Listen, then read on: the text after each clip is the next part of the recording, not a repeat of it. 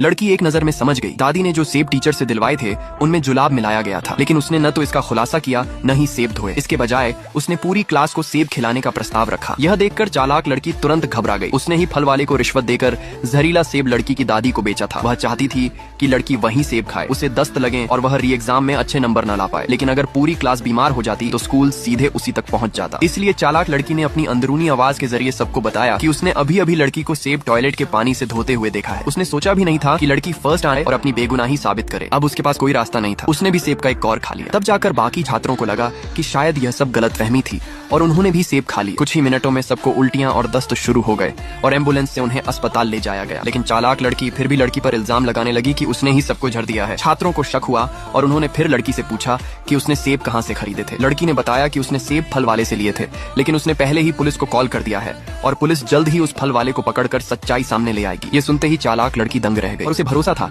कि पुलिस जल्द ही सच सामने ले आएगी। ये सुनकर चालाक लड़की हक्का बक्का रह गई। उसने तुरंत लड़की को डांटना शुरू कर दिया कि वह हद पार कर रही है। एक फल वाला दिन भर में कितना कमाता है, उसकी जिंदगी पहले ही बहुत कठिन है। वह कैसे एक निर्दोष इंसान को फंसा सकती है सिर्फ अपनी जिम्मेदारी से बचने के लिए। उसने लड़की को तुरंत पुलिस कॉल कैंसिल करने का आदेश दिया। ये सुनकर सहपाठियों को कुछ गड़बड़ लगा। उन्होंने चालाक लड़की से सवाल करना शुरू कर दिया कि वह एक संदिग्ध अपराधी का बचाव क्यों कर रही है। चालाक लड़की ने तुरंत सफाई दी कि उसे बस उस फल वाले पर तरस आ रहा है और वैसे भी फल वाले का किसी से कोई झगड़ा नहीं था, तो उसे किसी को नुकसान पहुंचाने की क्या वजह होती। उल्टा लड़की के पास कारण था कि वह रीटेस्ट से बचने के लिए सबको नुकसान पहुंचाए और इससे यह भी साबित होता है कि उसके पहले के अच्छे नंबर नकल से आए थे। यह सुनकर सहपाठी आपस में फुसफुसाने लगे, लेकिन लड़की ने कोई बहस नहीं की क्योंकि उसे पता था कि पुलिस आने पर सब सच सामने आ जाएगा। पुलिस आ गई। थोड़ी ही देर में पुलिस फल वाले को लेकर आई ताकि वह सबके सामने सच्चाई बता सके। डर के मारे फल वाले ने तुरंत असली गुनहगार की पहचान कर ली। वही चालाक लड़की थी जिसने उसे पहले रिश्वत दी थी। उसने उसे कहा था कि वह सस्ते में एक बैग सेब लड़की की दादी को बेच दे। उसे नहीं पता था कि सेब जहरीले हैं। ये सुनते ही चालाक लड़की पूरी तरह टूट गई। फिर भी उसने इनकार किया और कहा कि उसने ऐसा कुछ नहीं किया। फल वाला झूठ बोल रहा है। उसने फल वाले से पूछा कि क्या उसके पास कोई सबूत है। फल वाला चुप रह गया। उसके पास सच में कोई सबूत नहीं था। पुलिस ने भी बताया कि उन्होंने आसपास के सीसीटीवी कैमरे चेक किए हैं, लेकिन फल वाले के स्टॉल के पास कोई कैमरा नहीं था। ये सुनकर चालाक लड़की और भी हिम्मत वाली हो गई। उसने तुरंत फल वाले को डांटना शुरू कर दिया